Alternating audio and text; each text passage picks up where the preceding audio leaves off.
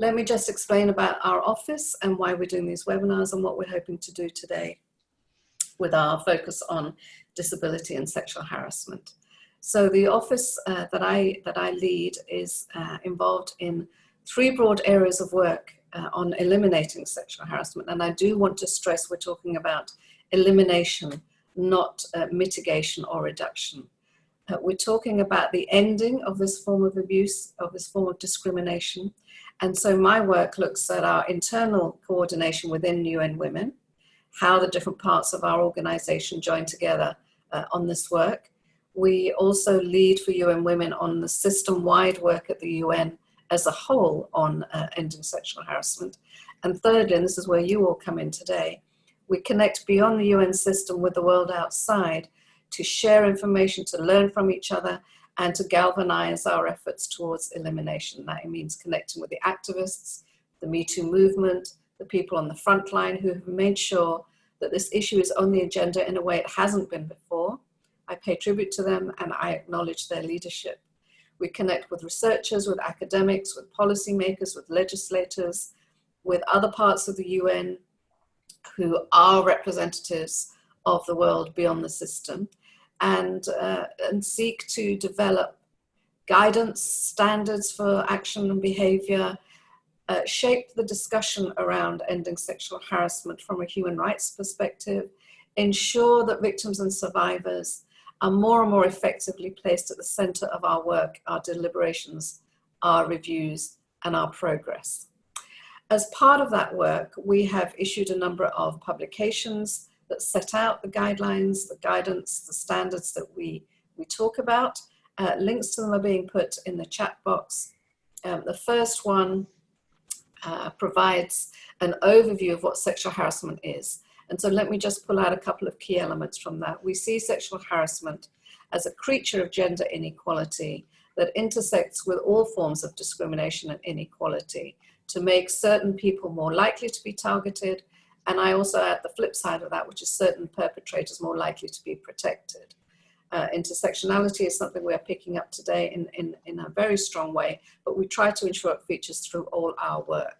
We see sexual harassment as the expression of power inequalities. This is not just about a few bad apples picking on a few vulnerable people. It is about systemic and structural inequalities that are manifest through unwelcome sexual conduct, which is what we talk about as sexual harassment, that takes place on 2 broad forms. One is quid pro quo, so that it means that there is an exchange. You give me some sexual servicing or do something else that I asked for of a sexual nature, and I will give you something in return. At work, it might be a promotion, a job, a work trip, attendance at a meeting, etc., etc. In university, it might be certain grades or access to a course. We know how these things can be manipulated as part of an exchange. But sexual harassment is also not always for exchange. It is about the creation of an environment which is sexually loaded and demanding and demeaning, and therefore the expression of inequality. That's our profound and fundamental framing. We talk about unwelcome behavior, not about consent. We recognize that where there are provisions for equality, as I will just say in a moment, where there are provisions for equality, we expect that everybody ought to be able to determine their own sexual conduct and engagement. And so sexual harassment is where that sexual conduct and engagement is not wanted. Where there is inequality, people often consent to things they do not want. And so we do not use a consent standard. We talk about unwelcomeness. Unwelcomeness also means we're not confusing all sexual behavior as problematic, although there is a discussion to be had about that. But people meet their partners at work, they meet their spouses at work, and so there might be different ways of relating that people do accept and want. It's the unwelcomeness, it's where it's not wanted, that we see the problematic lying. That's just a quick summary of how we frame the work we're doing. I just want to pick up also on the intersectional side. Today we're looking at issues around disability, and we have spent a little while working harder and more substantively on joining the dots across different structures of inequality and how they come together around the expression of, the maintenance of, and the failure adequately to address sexual harassment and that form of inequality. If you've been joining our webinars, you'll know that we have quite substantively and consistently talked about racial inequality, issues of migrant status impacting on who is targeted, how, when, and why. We've talked about the linkage to the Black Lives Matters movement that has been growing, not just in the US, but has found resonance in many parts of the world, and how different aspects of racial inequality play out locally. But today we particularly want to draw attention to how disability shapes experiences and the lack of voice that is the experience of so many. This is despite a set of standards and laws that adhere and that obtain globally around equality. The two I particularly want to, well, perhaps three I would particularly want to mention today are CEDAW, the Convention on All Forms of Discrimination, the Convention on the Elimination of All Forms of Discrimination Against Women, also the Convention on the Rights of Persons with Disabilities, and also let's bear in mind the Convention on the Elimination of Racial Discrimination. All three, I think, are important frames for us to hold on to today. They are set out more fully in our publications. Further links have been put in the chat box. We've talked beyond policy and practice changes, which clearly need updating in the light of and the demands of the Me Too movement. They are embedded in structures, in norms, in values and attitudes that express our cultural values. So we have offered an understanding of that and a set of actions that could address cultural change. And lastly, we have issued also a publication recently on training. There is a very clear consensus that much training that has been done against sexual harassment, and most people want to do it, has not been effective. We see incredible prevalence of sexual harassment at work and in education, and had the training that's been going on for 30 years or more done its job, then we would expect to see much less of it. We have issued a review of why sexual harassment training against sexual harassment has not been effective, and propose a different way forward. All of those shape the background to this: the normative standards, the international laws, our efforts at intersectionality, and the publications we've issued which set standards. So before I move to introduce our amazing speakers, let me just say a little bit about disability and why we're focusing on disability today. There has been an incredible shift in public discourse and action over the last 3 years, resulting from spontaneous and hugely effective mobilization across the world to denounce, to decry, and call for justice on issues of sexual harassment. I already paid tribute to the movement that has arisen over the last few years, which is global, and we are issuing a little summary of an analysis of Twitter and Me Too. But I'd also like to pay credit to the movements that predate that social media explosion, including Tarana Burke, who started the Me Too movement, but also to all the organizations that have raised issues of violence against women, the human rights activists, the NGOs, the shelters. There are many forms of leadership that have created the point we're at now. Sadly, not everybody has had the same profile and voice in those discussions and agitations. And there are some which are bubbling under the surface, or some which haven't had sufficient recognition. One of those dimensions is around disability. What happens to women who are disabled, who have disabilities, who are experiencing sexual harassment? Do they experience particular types, particular forms? Are there other specificities that we need to uncover and recognize? What is it about people with disabilities, women with disabilities in particular, that makes them targets? We've talked about structural issues that are at the heart of sexual harassment. But also, I see somebody who's having fun with emojis in the chat box. But also, we want to know what we can do to disrupt those patterns where they exist. What we don't want to do is see specific groups of people as marginal or as less important or less valued voices in our creation of knowledge and ways forward. So what we have been doing is consulting a range of organizations. My colleague Rosario will say a little bit more about that in a moment, to produce a framing that we think honors, or have tried to honor, the voices we have heard and tried to give space to about their experiences, their expectations of change, and where they hope to go. Let me say then that I do want to talk about human rights and frame our work around rights approaches. And that means shifting from the ways disabilities have been seen historically to the way I think they are increasingly being seen now, and a direction of travel which we fully endorse from UN Women. That is a shift from seeing disability as a medical problem that needs to be fixed, and that is a deviation from normal existence. That's a frame that has had too strong a hold historically, and to some extent, and in some places, still has value now. It's not where we are, it's not where we want to be. The medical model has been, to some extent, replaced by a social model around disabilities, which recognizes, and I'm using the language of international standards, that there are some physical or mental or psychological impairments that exist, but disability and the violations that it brings are not intrinsic to those impairments, but they are a product of the relationship of those impairments with society, how people see them, how people view them, and the obstacles that people put up as a response to, as an interpretation of disability. Further than that, where we want to be is to understand people with disabilities as full human beings, and this is still a problem, full human beings who have a full range of rights, as does every other human being. Human rights inhere in our humanity. They are not given or taken away because of our bodies or who we are, or how we're born, or what happens to us as a result of accidents.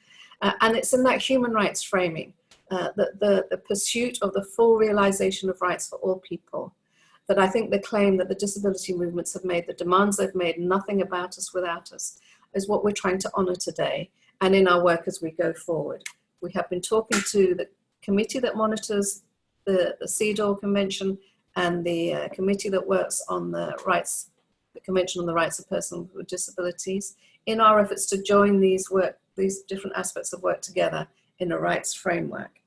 I'm absolutely delighted that we've had acceptance to join and speak today from our colleagues. I will just apologize for Anna Peláez from the CEDAW committee. She has had a family medical issue that has made it not possible for her to join us today. If we can get her on the phone or in some other way, we will try and do that. But let me quickly introduce our other two speakers today. One is Risnawati Utami. Thank you, Risnawati, for joining us today. She sits on the Committee on the Rights of Persons with Disabilities. She also works with and is very much involved in OHANA, an NGO which works on disability rights. And Risnawati, thank you for being up late in your evening and for joining us from Indonesia today. We will post your fuller bio in the chat box so that people can see it at their leisure. I'd also like to introduce Anastasia Holubov, who is the Senior Legal Advisor at Women Enabled International. Anastasia, thank you so much for joining us today. Your work in the organization, which works globally around the rights of women with disabilities, is extremely valuable to us, and we look forward to hearing from you. Risnawati, I would turn to you first for about 10 minutes of comment or whatever else you'd like to say, and then we'll go straight to Anastasia, and then I'll come back in after that. Thank you, Purna. I'm very happy to join this webinar, and this is very exciting moment for all of us as a women's rights movement and also the disability rights movement. And this topic really addressing the critical problem in this era, in particular in this pandemic, as we know that there are many violence or domestic violence that has been happening in many parts of the world. Even in Indonesia, the number now has been increased tremendously. And it's really sad to hear that it has been many unsolved cases of sexual violence and harassment against women and girls with disability because of the multiple barriers, including discrimination, stigma, and cultural barriers to understand gender disability. Other than that, we also face access to justice, that it still has a lot of work to do to reform the justice system in many parts in the world, especially in the global south, when the justice system do not yet recognize about the rights of persons with disability, intersections with women's rights. And it's a really our homework together how to solve this situation. And the other important problems or barriers that we are facing is accessibility in accessing sexual and reproductive health programs and also rights. So more likely women and girls with disability has very little or limited access to address or even to know about what is sexual and human or reproductive health and rights. And this is very important for all of women and girls with disability and other women to understand the importance about the rights of reproductive health and also the sexual rights. In terms of the Convention on the Rights of Persons with Disabilities, this is the milestone that the convention addressing women and girls with disability with its inclusion of a gender-sensitive approach and Article 6 that mention directly to gender disability discrimination. And this is a recognition of the unique experiences of gender and disability-based discriminations animates the spirit behind several of CRPD provisions and specifically the content of Article 6, which is women with disability. And I could say that the CRPD is the first instruments of its kind to focus on multiple and compounding forms of discriminations experienced by women with disability and to mandate a gender-sensitive measure in the guarantee of the human rights and fundamental freedoms set out in it. And at this point, as a committee, I really appreciate the work of the CRPD and the CEDAW committee to address the intersectionality and critical issues of gender, women, and human rights. And this joint statement actually become critical to continue protecting the rights of all women, including rights of women and girls with disability. In particular, in this pandemic, it's really helping to address how this issue to be end, you know.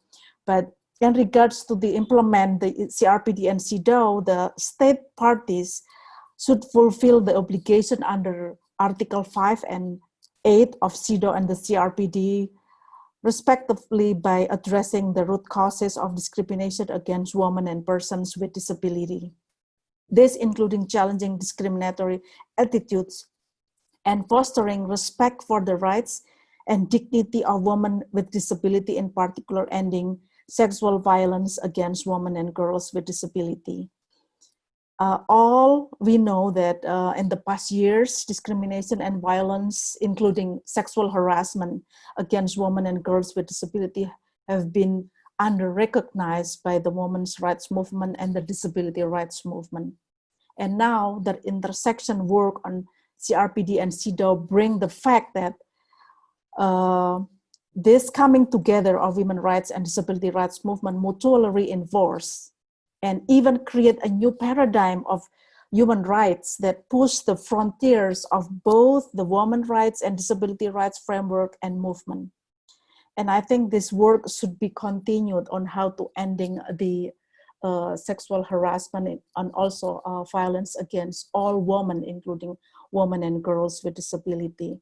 And I think we need to have a concrete steps and actions that we can work together as organization of persons with disability, non-organization or non-government organization and other stakeholders to work together to create a real action to end the violence or gender-based violence against all women, including women and girls with disability.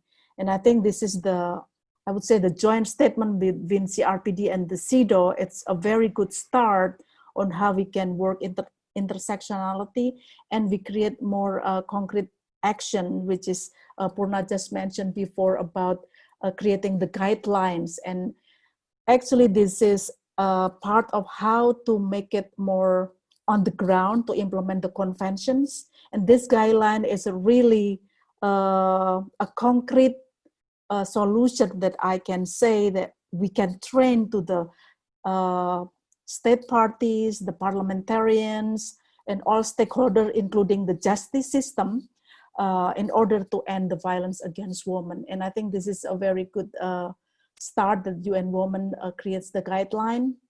And I think we need move forward to make the guideline more accessible for all persons with disability.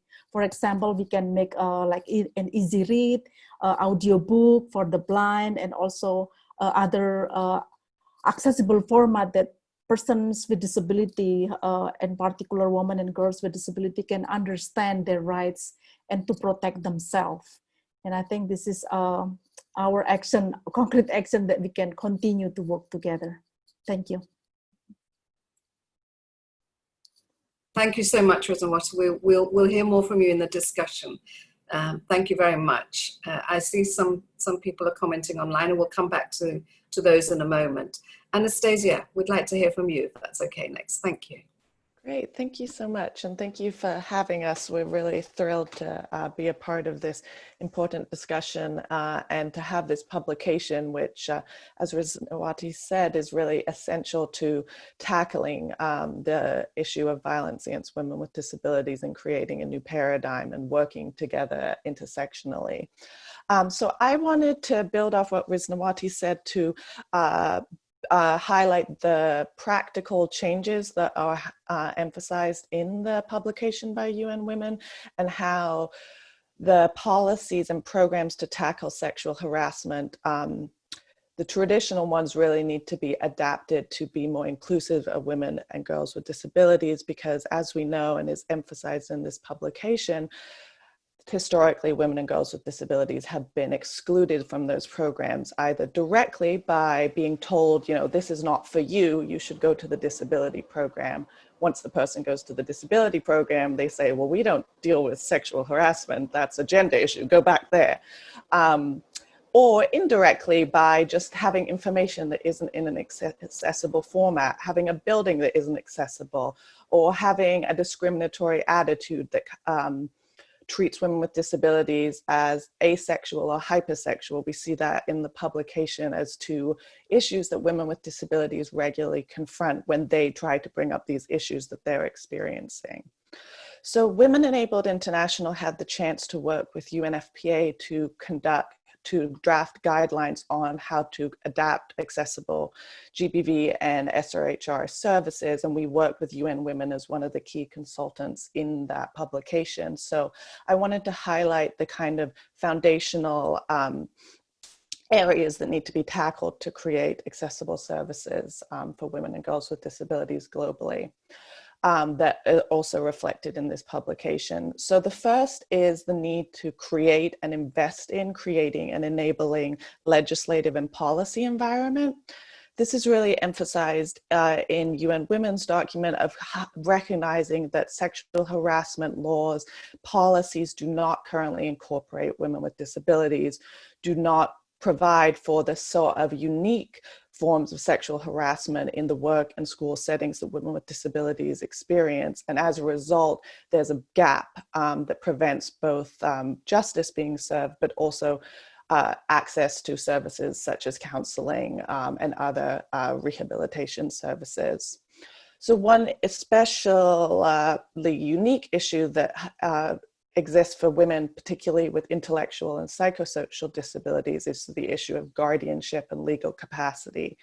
And for those who aren't familiar, that means that in many countries, either formally or informally, women with all disabilities, but those disabilities in particular, are not legally given the opportunity to make their own decisions.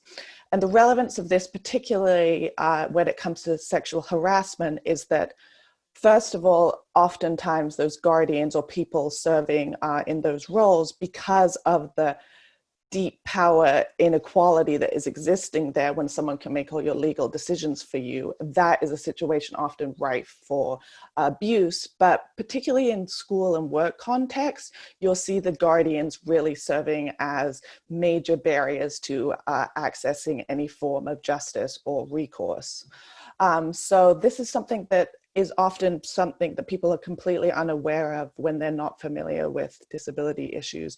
And as a result, there are no policies in place. There's no capacity within the stakeholders trying to address sexual harassment to overcome those barriers. So if you have a woman with an intellectual disability, for example, who is in a university program, which is a unique program perhaps for women with intellectual disabilities in that university, and she experiences sexual harassment, she might be the guardian, who is a parent or a differently appointed guardian who's unrelated, might say, oh, no, we don't want to do that, whereas the woman herself does want to do that, and there are not policies to actually deal with that. And as a result, most likely, the woman herself will not ever be able to even get to that first step of seeking justice for the sexual harassment she's experienced, which will then lead to continued perpetration by that person. So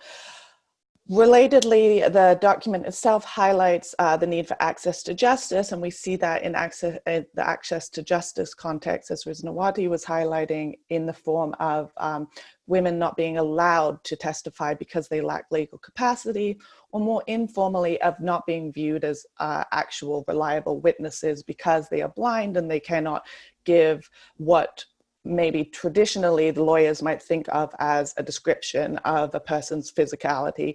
But in reality, if we open our minds to a more broader description of a blind woman can just as easily describe someone's physicality. It's just going to be from a different starting place than someone who's able to describe them visually. Or with a woman with an intellectual disability, perhaps she needs a different sort of support when she's on the stand. Perhaps she needs to be interviewed in a different manner, but that doesn't mean she can't be interviewed.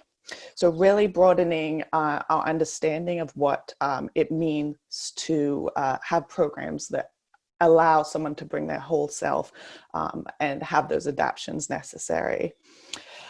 In terms of legal and policy, recognizing that the sorts of sexual harassment are going to be slightly different sometimes for women with disabilities, and we often see this as a reason women are excluded from programs. So the UN Women publication highlights the example of the unwanted and unwelcome touching of assistive devices. So a cane, a wheelchair, and that sort of violation of a person's body, or what is an extension of the body, which isn't in our traditional understanding of sexual harassment, but very much is an unwelcome sexual context. And so if a woman on campus goes to the sexual harassment and abuse office and says, this is what happened to me, she'll often be told, well, that doesn't fall within the purview, so I'm afraid there's nothing we can do about it. So really making sure that that's recognized. Similarly, people with intellectual disabilities who work in different work contexts, for example, what are called sheltered workshops, that are essentially sheltered job training programs for people with intellectual disabilities only, which are a work context, but often are never even on the radar of policies and programs trying to tackle sexual harassment at work. Then when it comes to program development is the second key area. And really the bottom line here, as Risnawati said, is when you are developing or assessing or monitoring a program, is engagement of women with diverse disabilities in all of those levels. And without that, the program is set up to fail, because people if you are not a woman with a disability yourself, well, of course there's an ability to learn about it. The most effective way and the most way that recognizes how these issues play out for people on the ground is to engage women with diverse disabilities, to create that, do that audit, continue that monitoring, and understand the nuance of how the program is indirectly preventing women from addressing sexual harassment in their lives. Purna addressed the issue of training and how it has been ineffective, and that's certainly something we know is the case for one of the reasons women with disabilities are excluded, because most trainings don't even have a picture of a woman with disability as part of the training. So it isn't even part of the discussion that women with disabilities could be sexually harassed and that they will also seek recourse. So including that as part of the capacity development for staff, both how to adapt programs and reasonable modifications, but also just normalizing the fact that women with disabilities also experience sexual harassment, which we absolutely know they do, and often at higher rates than women without disabilities. Similarly, Risnawati referred to the fact that women with disabilities often have missed out on those key sexual and reproductive health and rights issues, and recognizing that they have a right not to be sexually harassed. Oftentimes those key learnings have not been granted to women with disabilities. So that capacity development for women with disabilities, adapting campaigns about sexual harassment that are targeting young women and girls, adult women, that those campaigns are accessible and that they are targeting women with disabilities and making up for those gaps in information. And lastly, just recognizing that there still has a lot of change every country in the world to make services and facilities, physical facilities, accessible, and recognizing that in most countries, the laws for accessibility are really the baseline. And if we want to aspire to full accessibility and actual holistic spaces that women with disabilities feel comfortable, we have to have policies and programs that go beyond what is currently on the books, recognizing that accessibility is so much more than a ramp, as Women with Disabilities Australia says, but it's informational accessibility. It's sensory accessibility. So if you're not familiar, sensory accessibility means having a quiet space with someone who gets overloaded sensorially can go and digest that information and then come back and continue. Having a no perfume space for people who are sensitive to scents in particular. Information in various formats beyond Braille. We heard of audio formats, easy read for people with intellectual disabilities, video formats for people to submit a complaint that isn't just online and reliant on writing for people with learning disabilities. And then economic accessibility. We know that women with disabilities are one of the poorest populations globally. So recognizing those additional expenses with filing a complaint. What does it mean to have to get transport to the office where you're going to have your statement? And it's not just for you, it's an accessible transport plus your support person. And those expenses can be a complete barrier to some people, in addition to the barriers that already exist for any woman. So I think I'll end there, but I hope that was helpful of kind of summarizing many of the issues that are highlighted in the publication, but really are the barriers, but also the solutions for how we could address the barriers to sexual harassment recourse for women with disabilities. Anastasia, thank you so much, not only for highlighting what's in the publication, but actually saying so very clearly and succinctly the risnge of issues that women with disabilities are dealing with if they also have sexual harassment on their plates to handle. For me, I think, you know, Risnawati and Anastasia, for me, I think the fundamental issue is about the denial of humanity, and the full humanity of women with disabilities is not recognized. And if you don't have that very starting point, then it seems to me everything else falls after that. You know, Catherine McKinnon, who works with us on this and who was on a webinar last week, she asked a really important question. She said, are women human in relation to the inability fully to enjoy their human rights? But I think we need to ask also, are women with disabilities human? And if we sort of open up the box in that way, we need to draw out the prejudices, the structural issues which deny that humanity. And that would lead us to very different types of conversations. Please, if anybody wants to put questions, I see they're starting to come in the Q&A box, please feel free. I'm going to turn just for a few comments to my colleague, Rosario. I'd like to acknowledge that she led the work that we've been doing around disability that has resulted in the publication that we're referring to today and drawing from around sexual harassment of women with disabilities in the world of work and on campus. Rosario, would you like to come in here and say a few words? Yes, thank you very much, Purna, and thank you for these great panelists and your very incredible interventions on this very important topic. So as Purna mentioned, today we're also launching the publication on sexual harassment against women with disabilities in the world of work and on university campus that you can find in UN Women's website, and we're also going to share the link in the chat. With this publication, what we wanted to do is to center the voices, the experiences, and knowledge of women with disabilities and victim survivors in the work to end sexual harassment. And for this, we organized a series of consultations with women victim survivors and organizations of women with disabilities from all regions who contributed to this publication and actually shaped the content of this publication with all their valuable contributions. So if you would like to know more of all the organizations that participated in these consultations, or to know more about the publication, I really invite you to access the publication and read it. Thank you. Rosario, thank you for that.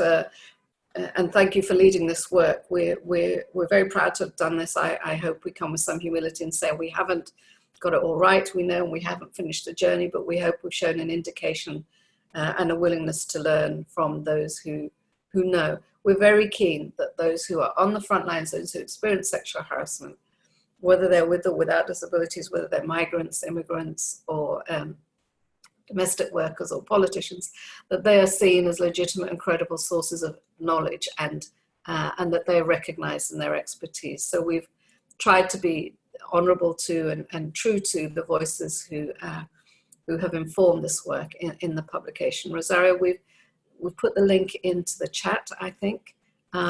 It's fresh off the press, so to speak. We actually don't have a hard copy that I can wave to you, but I do hope that you will go online and take a look at it, and it's there to download.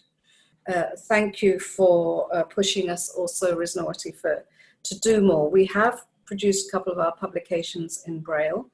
We are in the process of producing easy to read versions of what we've produced, and I think we must go further. In fact, our Braille publication, I was surprised and a little disappointed to find out, was the first Braille publication that UN Women had actually produced.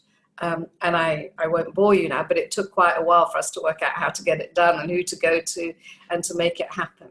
But you know, there's always pushing, there's always the first time of doing things, and I hope that will now set a precedent for UN Women to be doing more with our everyday publications, not just those around disability rights in our work. So Risnawati, thank you for that, and thank you also for reminding everybody that the CRPD really places at its core intersectional approaches. It's a massive, massive step forward, and I think the CRPD, those who drafted the convention, deserve a lot of credit and kudos for making that great step forward. Anastasia, let me also thank you for raising what we've mentioned in the paper around issues of sexuality. And I do think it's absolutely the case that women with disabilities are either somehow asexualized, as if they don't have a sexual life or a sexual being, and therefore are treated that way. You know, why should you not be grateful for anybody who gives you sexual attention because you're not really sexual? Or there's something wrong with that woman who is then deemed to be sexually voracious and insatiable. And so when sexual harassment happens to her, she's often blamed for it. You know, you were looking for it. What do you expect? These aren't easy conversations to have. Another one is about women with disabilities telling us that often their sexual harassers are also men with disabilities, and that the potential closure that comes for those discussions is very, very restricting. I certainly know, and I think it parallels other work like that. Certainly work that I've done around Black women and Asian women and violence. We were always told, don't wash our dirty linen in public. Don't embarrass us. And I think there are parallels, I hope you don't mind me saying, I think there are parallels around disability experiences that almost you're not supposed to put your community in a bad light. But that means not acknowledging the inequalities within the community and the violations of rights that happen there. These are really difficult issues to talk about at the same time that one is pushing for the realization of all rights, to say that these dynamics are problematic and need to be addressed. you feel free to come in those and say more. I'd just like to look at, if I can open it, the chat box and see what's coming up there. So I see one question about initiatives to address the fact that organizations pursue intricate strategies to inhibit accountability. I suspect this is not simply about disability, but I do think it may have a particular strand and shape around disability rights. So is there too heavy a commitment to that impedes the pursuit of accountability for sexual harassment that has particular meaning and resonance around disability? Anastasia or Risnawati, would you like to come in on that? Sure. I mean, I think a lot of the bigger issues are similar to institutions, how they roadblock any woman from reporting and use strategies, as the questioner asks, like putting the pressure back on the woman and that she will be classified as a harasser. I think the disability element that often gets makes it even more complicated is particularly in work and school spaces, because they are areas that women with disabilities have traditionally been excluded from. There's that added layer of you should be grateful to be here, and it is you are challenging us by bringing up anything that is less than perfect about you being here. And so I think for women with disabilities, there's often that added layer and the threat that there will be, that you will be both kicked out of this program that was extremely hard to get into, or this position that was extremely difficult to get.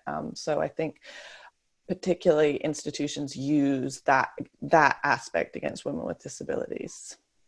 Yes, I completely endorse what you're saying. I think that's, the sense of gratitude, expected gratitude, is really problematic. For me, it's also about diminished credibility for those who report if they have disabilities. Risnawati, would you like to come in? Yes. Yeah, I think it's very interesting issue when we talk about sexual harassment and disability, because majority people or women with disability, we just more likely become a victim, and we are being blamed by the society and also the perpetrator.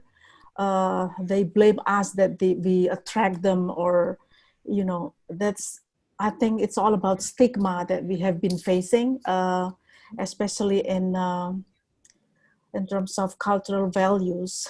I think in many countries around the world, if they have stigmatized women with disability, and it's very hard to deal with the stigma, because this is part of the way of thinking of the society and the cultural value, how to position women with disability as a weak of person. It's like I would say a power relation. So we are very low in terms of the structural society structure, I would say. And I think this is needs to deal with the law enforcement, that we need to have a very strong law enforcement that can protect us in terms of the violence. And as Anastasia mentioned, that are many countries around the world that they don't imply the laws in terms of accessibility, in terms of information that needs to be accessible for women with disability, so they know that they have rights in terms of sexual and reproductive rights. Because the victim more likely become stigmatized, and they have a very limited access to be protected. Thank you. Yes, thank you, Risnawati. Just in relation to this, I think one of the questions concerns an area that we haven't discussed in our paper, so it would be great to hear from you. Our paper looks at the world of work and in the education, but somebody's asking in the chat box about women who are institutionalized and the sexualization of their lives and the sexual harassment that they face. Is there something you'd like to raise there that we obviously haven't done in our paper, but this is an opportunity to respond to that concern? Yes, that's very, thank you for the reminder about the institution. When we talk about sexual harassment or gender-based violence in the institution. Actually, this is a huge number. We cannot predict how many, but this is huge. And usually women with disability become the victims of the violence in the institutions. For example, people with psychosocial disability in Indonesia, and it was being reported by the Human Rights Watch. And it's very extreme violation, sexual harassment, rapes in the institution, and done by their professional doctor, for example, or a traditional healer. And this is happening over and over. And unfortunately, in the case of Indonesia, we don't have any anti-discrimination against women. So after 36 years ratify the CEDAW, we don't have any law in terms of violence against women or gender-based violence at all. That's why we are facing other, not only just DPO, but also CSO working on women's violation. We are facing a lot of cases that have been unsolved in terms of justice system, and even also in the institution themselves. So this is like, it's a vicious circle, I would say, because we don't have any I would say law enforcement that is making us being protected in terms of the institution. And other than that, the institution in terms of persons with disability is part of the government programs in many countries, including Indonesia. So many government in terms of Ministry of Social Welfare, they built lots of institutions. And this is part of our challenging problems that we have to deal with the government in terms of making them to understand about deinstitutionalization of women and girls with disability. Because the institution, believe it or not, is the resource of all kind of violence and harassment. And this has to be stopped. And it needs to be very firm and strong law enforcement and human rights, monitoring mechanism. Yes, thank you, Risnawati. Anastasia, to be fair, I'm sorry, the question's gone off my screen. I can't see. You had to get it back and name whoever it was who asked, but excuse me for that. But Anastasia, they also talked about personal assistance as well as being in institutions. I don't know if you'd like to come back as well on that. Sure. Yeah, I would second everything Risnawati said. I think we know for a fact from research that has been done that institutions are really a major source of sexual violence and violence against people with disabilities, and that there really is insufficient programming anywhere to deal with that. Even countries that do have laws on the books that say that someone shouldn't experience sexual harassment or any sort of violence in an institution, that is not actually enforced because there's no kind of both programming from a government, but also the civil society to actually deal with the nuance of what does it mean if someone is institutionalized and has no ability to even kind of contact the outside world in an independent way. So just from a practical perspective, prior to working at Women Enabled, I worked at Disability Rights New York, particularly dealing with abuse and neglect within institutional settings. In New York, it's primarily in the form of group homes, which can be limited to 10 people, but function very similarly to an institutional setting.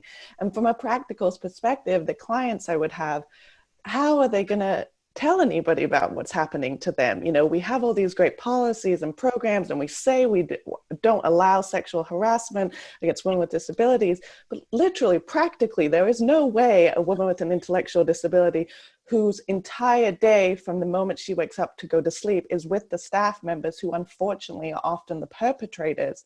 She has no way to contact anybody to let them know what is happening to her. And we have not come up with a solution with that. I mean, I think the ultimate solution is that we need to continue to invest in community-based living, and any sort of institutional setting is rife for abuse.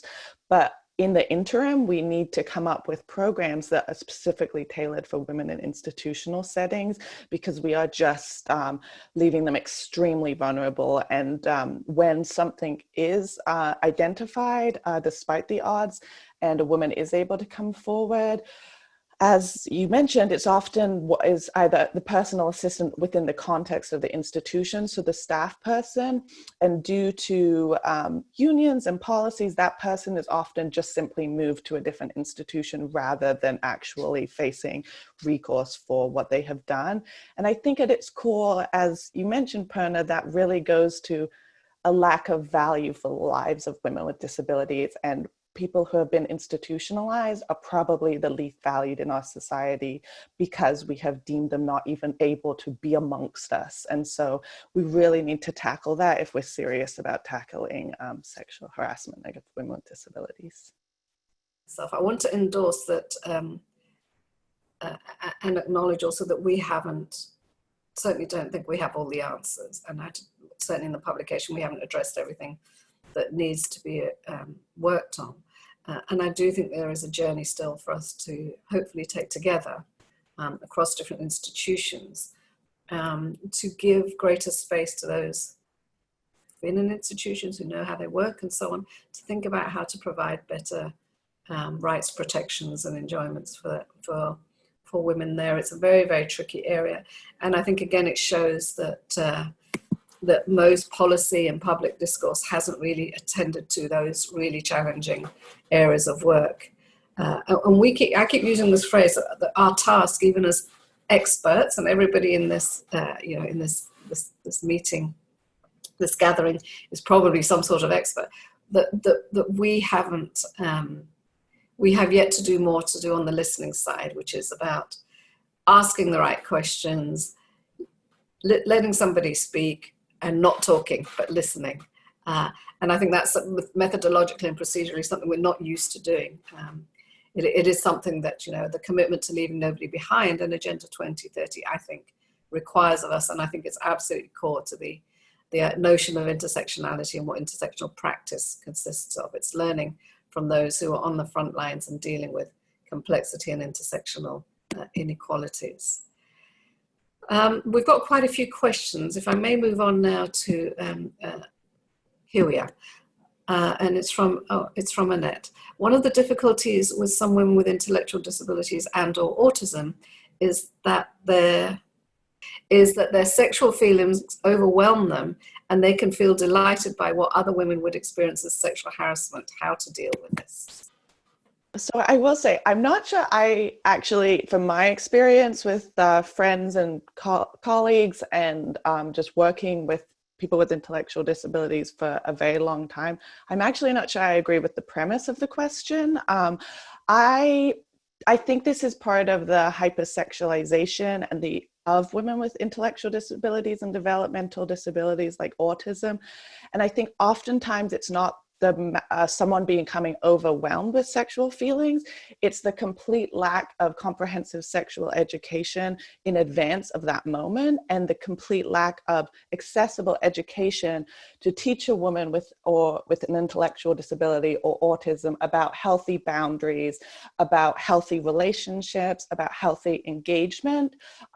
And we set people up to failure as a result. And then I think we often blame them of saying it's something about your disability that means that you just go crazy and you just, we need to, and that results in kind of, well, you can't date or you can't engage in the same way that anybody without a disability is permitted to, engage consensually and welcomely with a person who they have a sexual interest with. So I think it's really a matter of recognizing the humanity of each individual, and that someone's disability doesn't necessarily make them any different in their approach to sexuality, but recognizing that there are massive gaps in that knowledge, and that we need to create that accessible education, and often need to present it to adults who have missed out on that, and not set people up to fail by not giving them that information and then setting them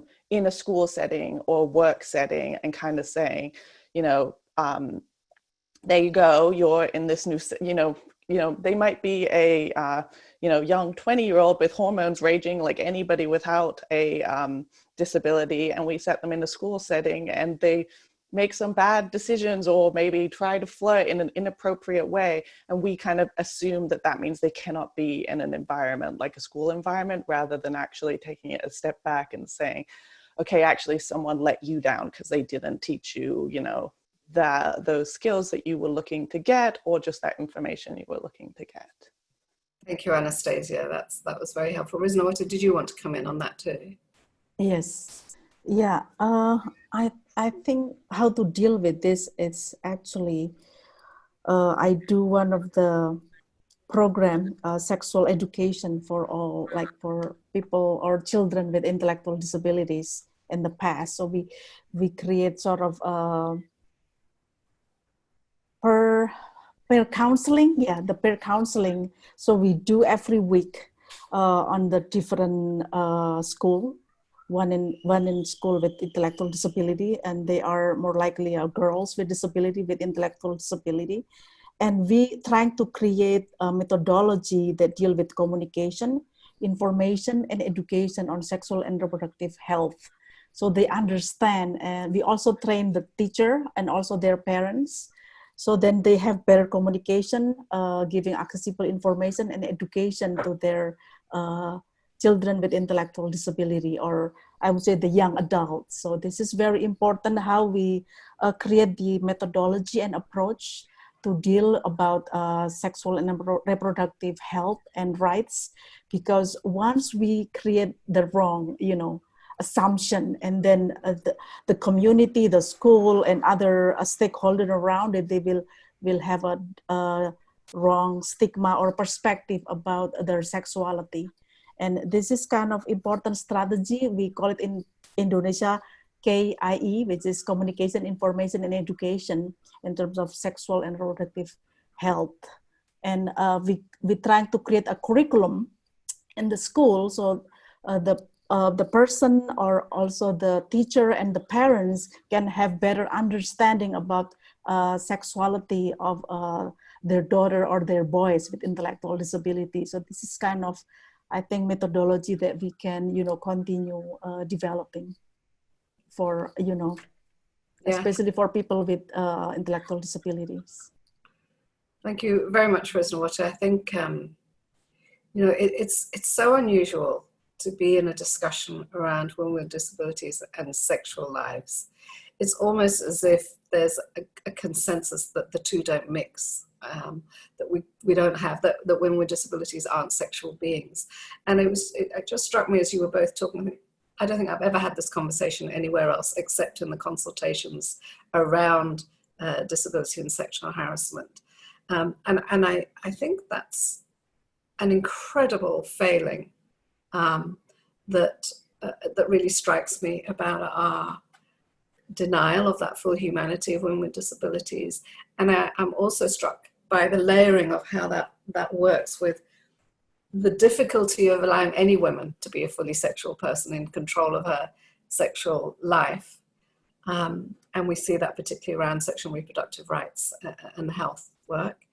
But layer upon that the disability angle that says, women without disabilities are struggling for their sexual autonomy and respect. Layer upon that women with disabilities aren't even seen as human beings by and large, or at least not full human beings, and how even more that complicates these conversations.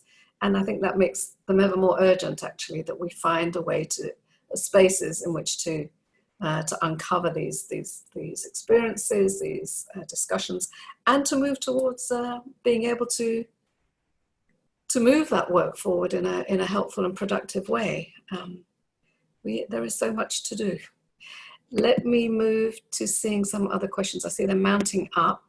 Right. Very few support providers take into consideration that medication can affect how a person with disabilities reacts in stressful situations and can then be seen as the aggressor rather than the victim, which can further restrict their access to support. That's an interesting point that perhaps either would one of you like to, or both of you like to come in on that?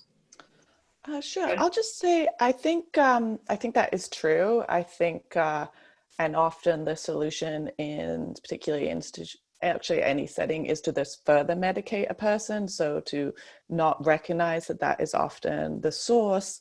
And also I think anger is often, it's not acknowledged for what it is, which is often a form of communication. So we would often, with our clients at Disability Rights New York, come into contact with someone who was described as angry or had had an aggressive moment. And in reality, it was that person trying to communicate something had happened to them, be it abuse, be it neglect, be it something else they were trying to communicate. And rather than trying to understand what that person was trying to say and address that, the focus was instead on fixing the behavior, either through aggressive means such as, permanently stopping someone from using their hands or restricting their free movement.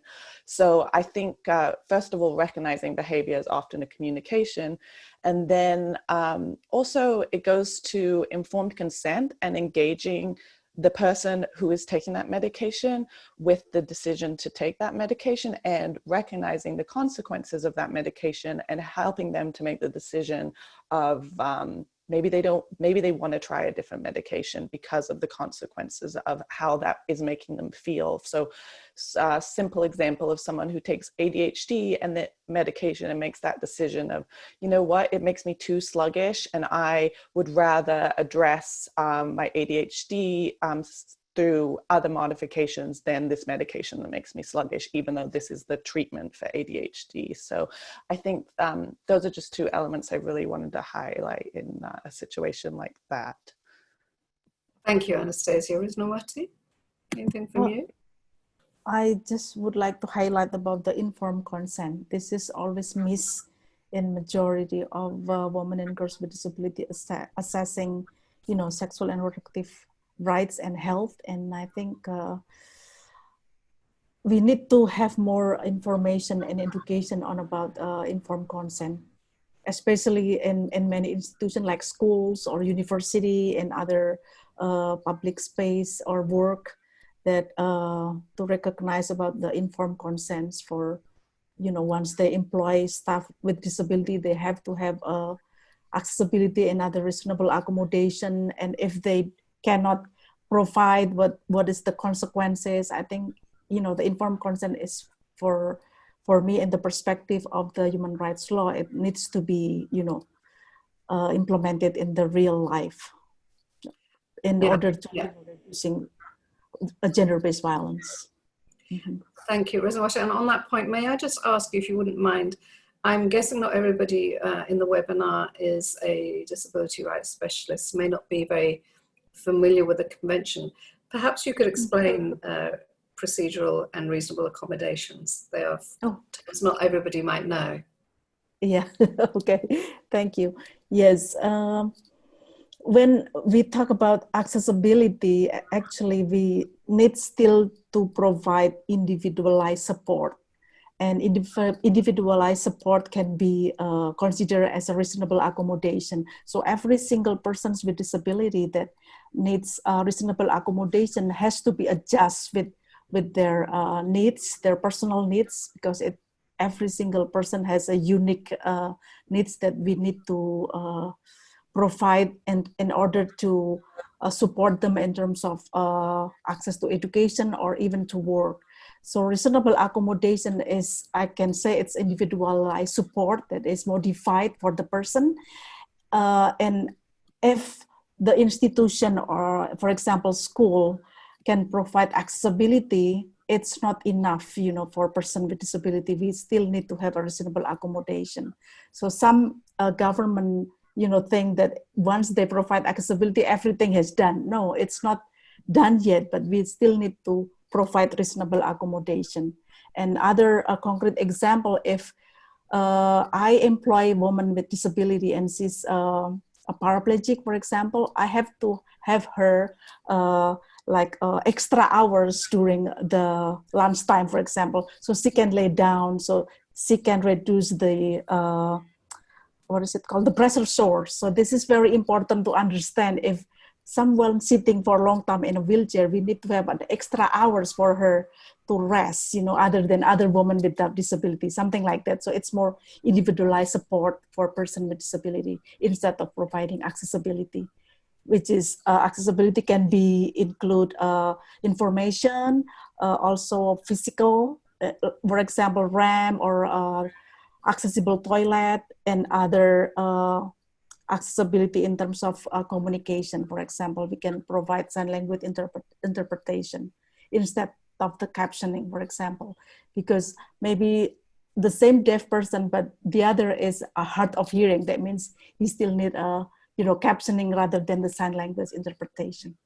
Yeah, I hope I can answer your question. Thank you, Risnawati. Yeah. We also have it in the publication when people get a chance to look at it. We've been a very quick, Rosario has provided a very quick explanation of those terms that are used in the convention and therefore in the work to promote and protect the rights of persons with disabilities. But I just thought here it might be helpful quickly to recap on that.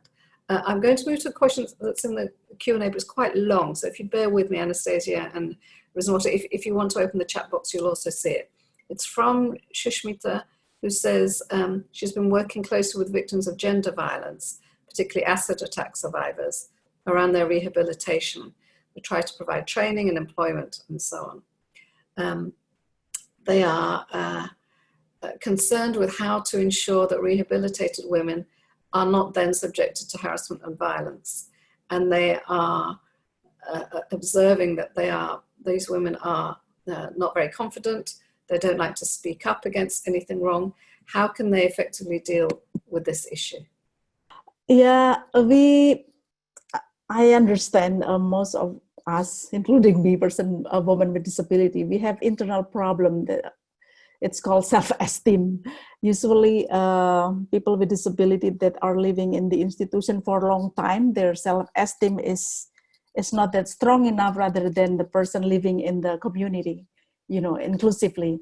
And to deal with this problem or, in terms of self-esteem, I think the person needs to be more hang out with other women with disability. It's like a peer counseling, so we can share what's been happening. And it's really good to meet, other our friends that more likely living outside the institution or the rehabilitation center, because I can say the institution actually one of the barriers that limited us to be included in the community. We cannot socialize as much as we are living in the society.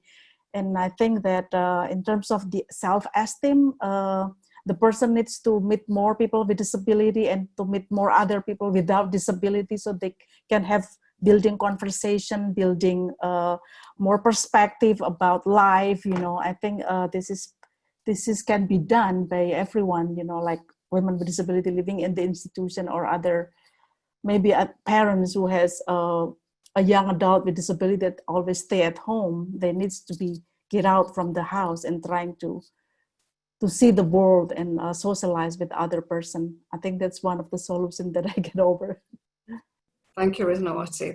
It's great, I think, always for people to hear from someone who's actually dealing with these issues also. So there's some understanding across the conversation. Anastasia, did you want to come in? I saw you nodding quite vigorously at points.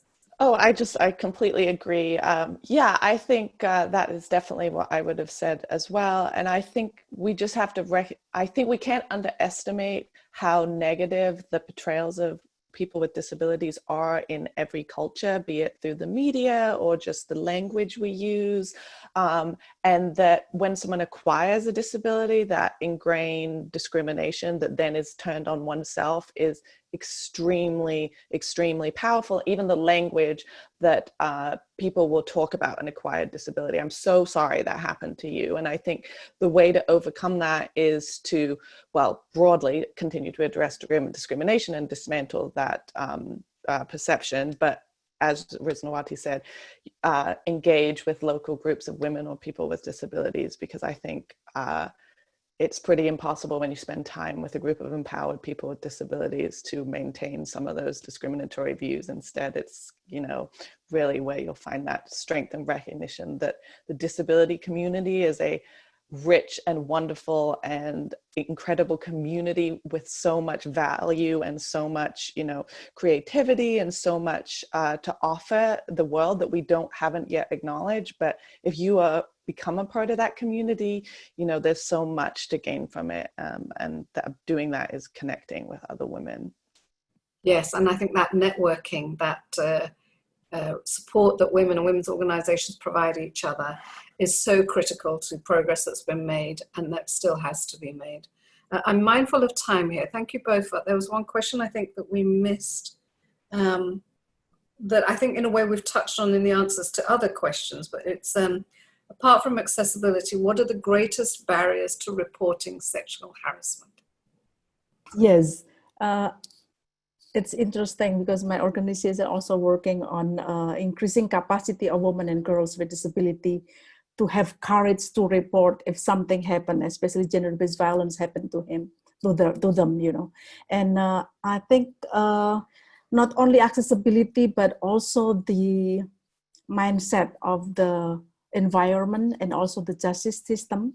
We need to change them. Actually, the justice system need to be educated on how to accept the report that sexual harassment, you know, being reported to them. So we need to train them how to be more gender and disability sensitive. That's the first. And the second is to understand about the intersection about disability, women's rights, and human rights. And I think this is very important for us when we increase capacity building for women with disability. We cannot change the person, but actually the environment that we are living, which is the justice system, including the service provider that can get the report from us, and they need to understand about the context of disability rights and gender-based violence. And this is something new that we actually trained the service provider a couple of weeks ago, that they still don't understand why disability is seen as an accessible human being. You know, that's part of the stigma that still embedded in their head. And I think, you know, the mindset has to be changed, and also the systemic policy, we need to change them in terms of, you know, give the courage to women with disability to report if they happen to deal with the sexual harassment. Thank you very much. Anastasia? Yeah, I think that was a great summary of the barriers. I think, you know, there's so many that we can't summarize them in a brief answer. I think the publication does a nice job of summarizing them.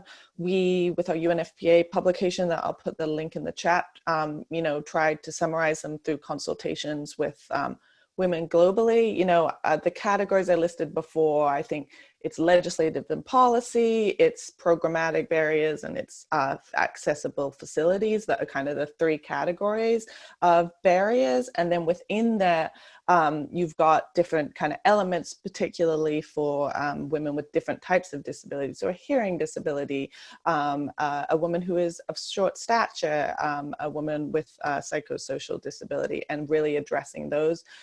For those of you who aren't familiar, there's the concept of the twin track approach, and the idea that, first of all, we need recognition that there, as we know from UN Women, there are barriers to any women reporting, and we need to include women with disabilities in those conversations. Too long they've been separate conversations, and the desire to keep them separate, but we need to recognize that those general barriers to tackling sexual harassment are exactly the same for women with disabilities that may or may not bring in the disability element. Obviously, that's always part of someone's identity, but it could not be a factor in that particular sexual harassment. But then the other element of the twin track approach is that you then need to address the disability specific elements, say providing a way for someone to communicate in a confidential manner in sign language in a way that they feel comfortable with someone who they know is going to be translating what they say in a sensitive, gender sensitive way. So it's really tackling both and taking responsibility for tackling both, I think is really critical. In addition, just to emphasize that empowerment is really key. I think that question about women with intellectual disabilities, and there was a few more details given in the chat, really comes down to empowerment and education of people with intellectual disabilities in that case, but in general, of the fact that you have what is sexual harassment and that you have a right. And that requires seeing people with disabilities as rights holders, which for too long, and we continue to not see people with disabilities as rights holders. Absolutely. Thank you very much, Anastasia. I would just add to that, if I may, that we talk a lot about why people don't report, and for women there's issues around credibility and belief that are broad and common to all, and the specific sharpness and particularities around disabilities you've run through, both of you, so thank you for that. I think the other thing we also need to bear in mind in the context of what I've called a compulsion to report, which is this constant, you must report, you must report, you must report, is the failure to look at adequately at what is the incentive to report? Do people see justice? Do people see accountability? Is there actually an outcome? Is there a point to reporting? Does it lead to something that gives you closure or meaning or a sense of justice? If those things don't happen, then why would people report? In my view, it's an irrational thing to do.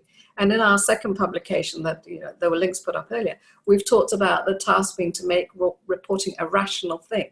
And I would say currently in many places it isn't, because justice isn't served. Women aren't believed. They're not even seen as credible, let alone believed. And so their claims aren't even investigated. And particularly with intersectional issues at play, those who are accused of perpetration of sexual harassment often tend to have an institution back them because they're senior, or because they're big stars or big names, big professors or senior people in organizations.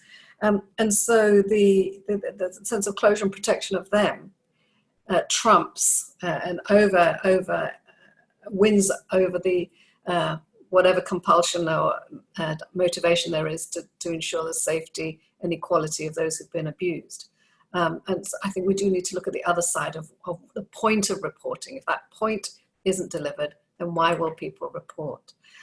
We just have a couple of minutes to finish. So if I may just ask you for a quick, 1-2 sentence wrap up before I say something to end. Please feel free, Anastasia or Risnawati, to add anything that you'd like, that you may not have had the chance to say.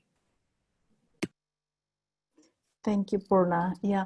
Last but not least, I would like to emphasize again about the general comment of the CRPD on women with disability and the importance of their participation, which is mentioned directly in general comment number 7 about the participation of the organization of persons with disability, including their representative organization, in order to involve and actively participate in all of the consultation, because I think this general comment as a guideline for all government stakeholders and state parties to understand, implement the articles of women with disability, including their inclusive participation, and because their participation can influence the change of the society and even the law enforcement to have better law enforcement and human rights protection for women with disability. And I think this is part of the critical issue that I can share with all of you about the importance of general comment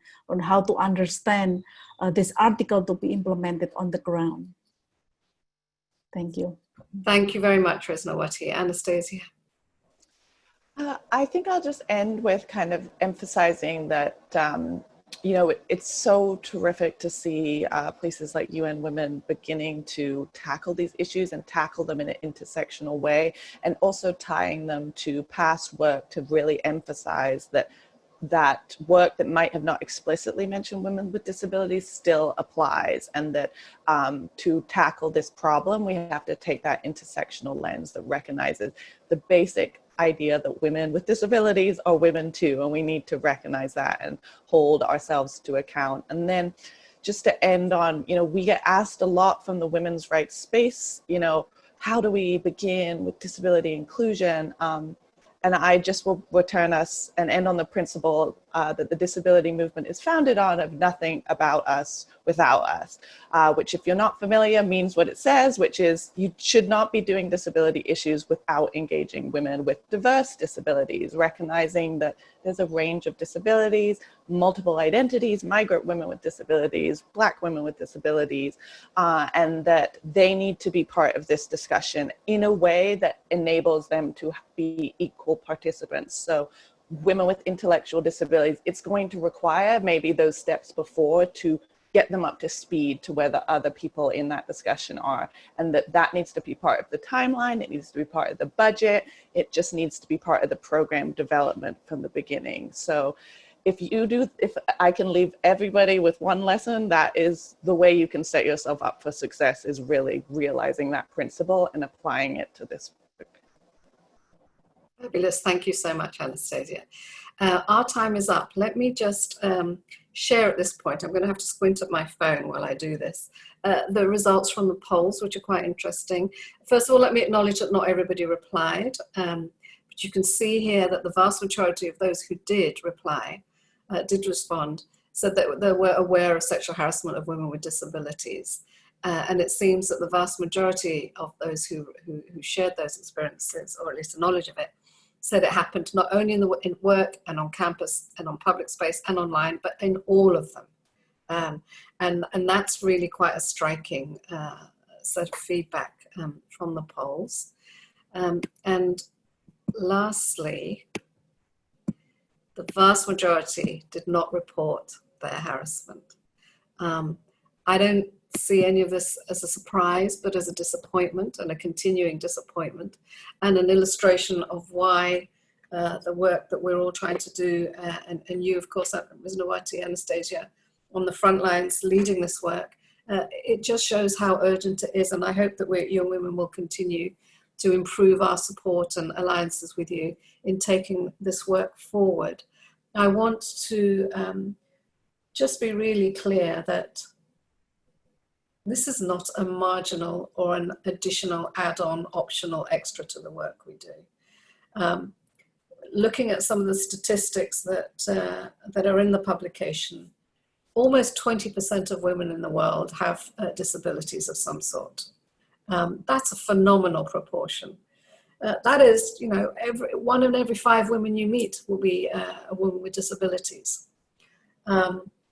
Not only because of numbers, but because our task and our project and our vision of elimination will move nowhere if we're not respectful of and cognizant of the specific experiences of different groups of women. Anastasia said it, Risnawati has said it, we've got it in our publication, I mentioned it at the beginning. The nothing about us without us principle is core to taking this work into a more meaningful place that has an impact on the lives of women who we talk about every day. And that includes, and it must include, women with disabilities. Discrimination is alive and kicking, unfortunately. The engagement of women with disabilities in employment, in education, in political life is shockingly poor. And that's not down to their inability, as it's often said. It's about how we fail to engage systems and structures that show respect and enable them to exercise those rights. And reports of violence against women with disabilities is often shockingly higher than it is for women without disabilities. We have a job of work to do. I really thank you both, Anastasia and Risnawati, for joining us today. Your expertise and your contributions have been extremely valuable. I'd like to thank everybody online who joined and participated in this discussion. I think we addressed most of the questions in the Q&A box. There's been quite a few resources shared in the chat box. And we'll leave that up for a few moments if people just want to take a look. And as Anastasia, Risnawati, if you have a moment, if there's any questions in the Q&A that you feel you wanted to come back to, please feel free to write any responses. But thank you so very much for being with us. I'd like to thank all of those, and there were very many, who consulted with us, who gave us their time in the production of this publication. It meant everything, and I hope it gave us some solidity and some grounding in what we've pulled together that will be of relevance and of meaning to those who we try to stand beside in this publication and this work.